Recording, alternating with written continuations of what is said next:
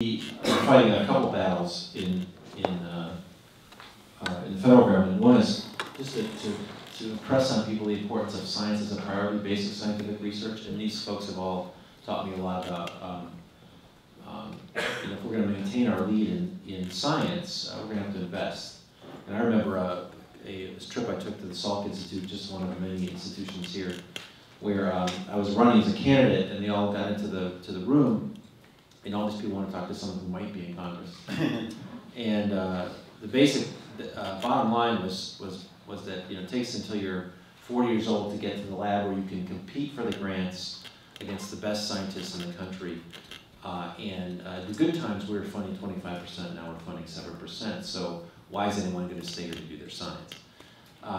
So what I've been pushing for is just an increase, and particularly for the NIH, from around 30 billion to 40 billion, which is where we think it should be, and then try to track with GDP. But that's a big lift, and so I was going to say maybe you want to expand on how this kind of alternative model would work to provide the kind of resources both that will keep the country's lead in science, enable folks to help the world in the way that we can, and keep the economy going, not incidentally. So we're, as Scott mentioned, we're at the lowest percentage of GDP funding for science since 1956. That's the last century, which is just fundamentally startling.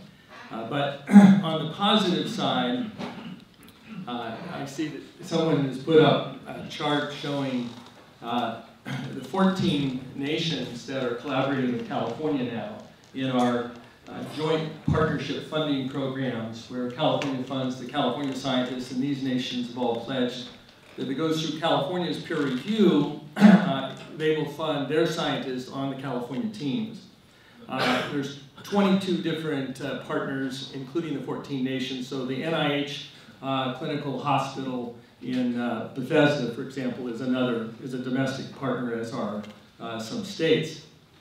But we have the potential to really accelerate science with the international collaboration, really leverage, in our case, California funds, which was what I was after in creating these partnerships so we could get to patients faster, and we could get to the point where we've gotten through phase 1 or phase 2 trials where major biotech and pharma can then pick it up and fund the hugely expensive phase 3 trials.